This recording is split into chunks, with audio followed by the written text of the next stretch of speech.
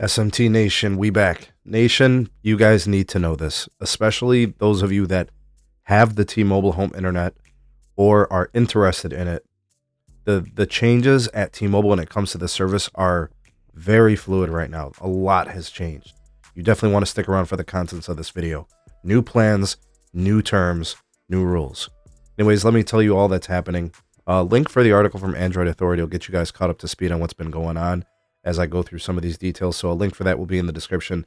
Ways to support us can be found there as well. Please do like and share this video. Subscribe if you're new here. Turn on the bell notification icon to never miss an upload from the SMT.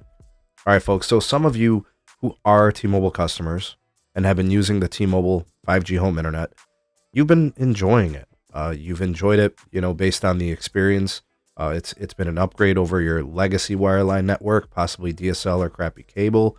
Maybe it helped you save money because, legacy cable providers are quite expensive and have explosive pricing. You chose it, you've kept it, you've liked it, and it's worked out for you. And it's been awesome and very happy for those folks.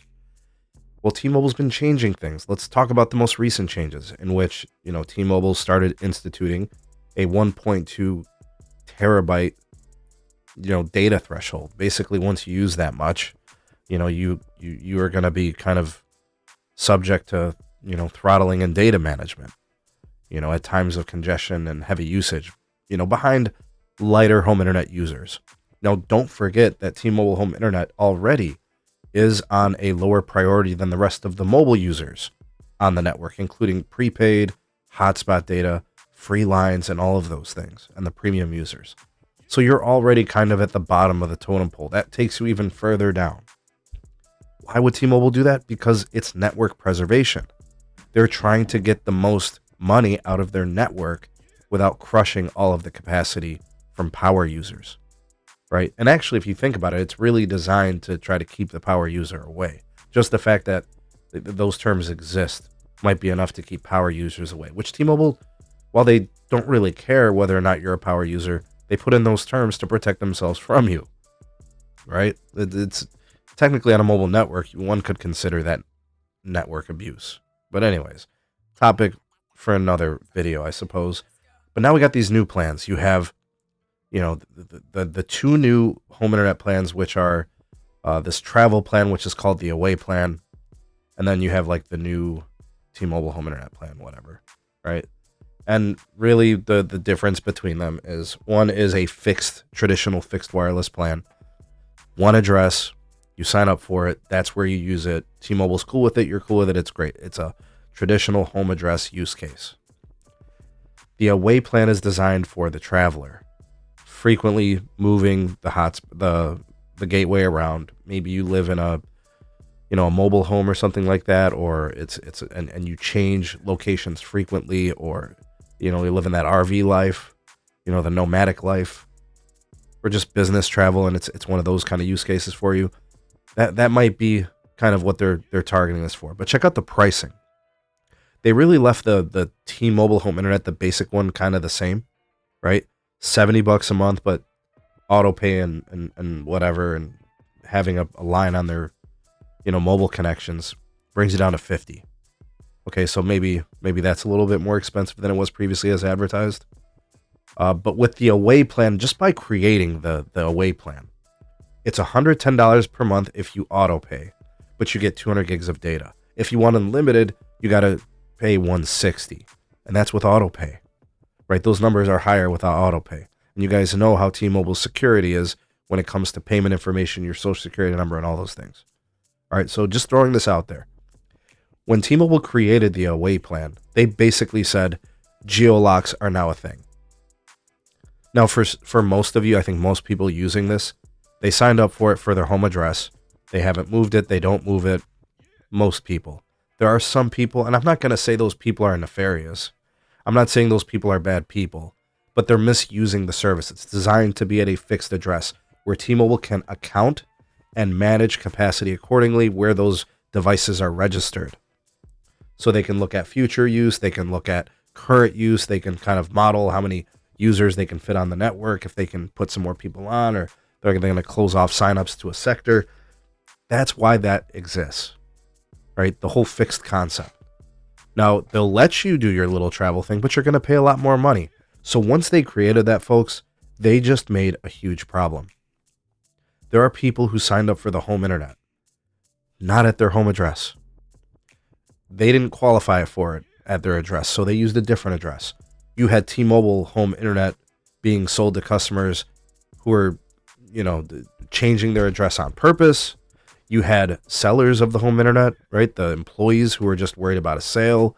You had T-Mobile who didn't do anything to stop it. Their systems are permitting it. There's all types of accountability in this. At the end of the day, it falls on T-Mobile. This is their business. They're accountable for the things that happen there.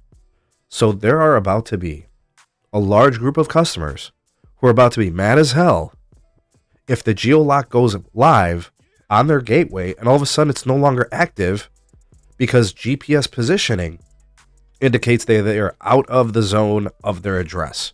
Which, by the way, I have spoken to the T-Mobile engineering team, members from the team that built the parameters for these Geo-Locks and these settings.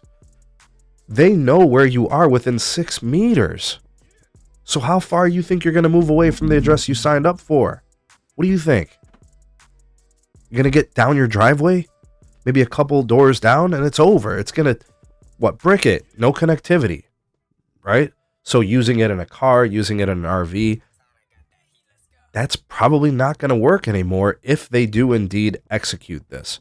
Now, we do have, I think, a May 8th start date for these terms and these plans, and that's something that's notable. How this impacts those types of customers is going to be very tricky. If and when they start executing Geo-Lock, there is going to be a flood of gateways that are essentially going to be disabled. Notifications sent to the account holders, emails, calls, whatever, text messages, disabling of the gateways. And if those gateways are carrying very important connections and traffic, this is about to get pretty messy. Whose fault is it? Is it the customer's fault? I guess they're just getting away with what they can. Is it the person who sold it to them, the T-Mobile employee? I suppose they could have done things right and only sold it to them if they qualified at their address. But who is it on at the end of the day? It is on T-Mobile. They are the ones that create their systems. They are the ones that manage their business. The culpability is on them. This will be messy. This will be ugly. This will lead to very disgruntled customers. Because who the hell who has been paying for $40 or $50 a month for T-Mobile home internet, using it nomadically, is going to all of a sudden want to go to $110 for 200 gigs?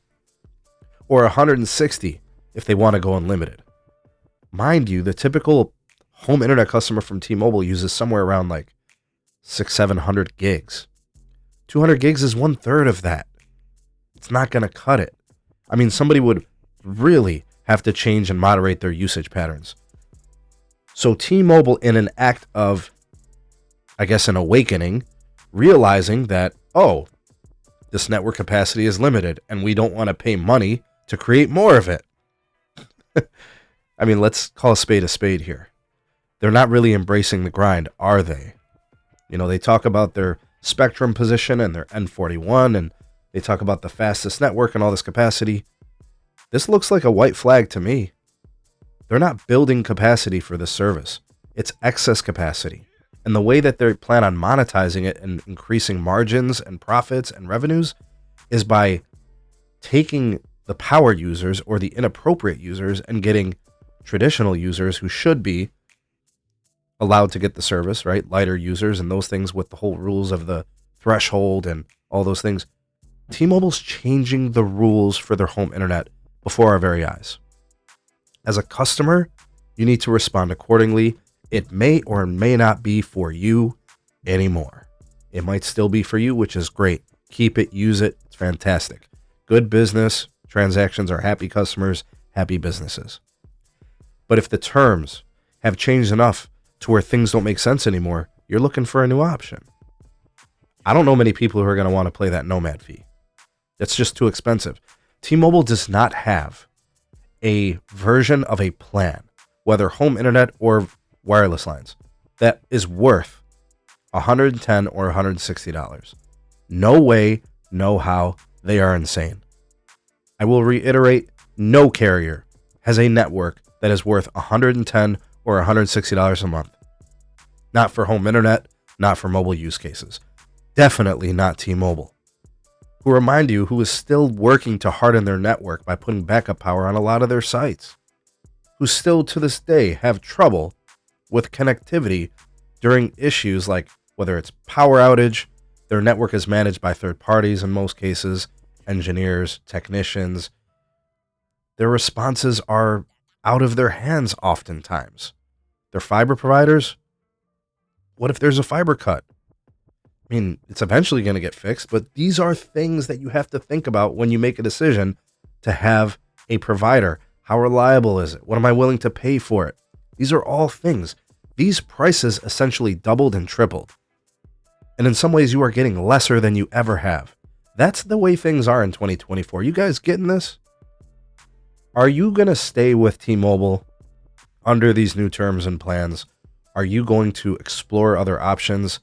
I will tell you, there are other carriers doing things a little bit different, so it's worth considerations. I know Verizon offers True Unlimited at a much better price. If they've got ultra wideband where you are, that might be worth a look. You can get it from track phone brands like Straight Talk through Visible. You know, there's ways to make it cheaper. You know, AT&T Internet Airs might be an option for you. You know, that's worth a look. Maybe you want to re-explore things with your cable provider, even if it's painstaking, you know. But these are some really drastic changes from T-Mobile. I know we might not like it, but they're trying to do what's best for their company, whether we like it or not.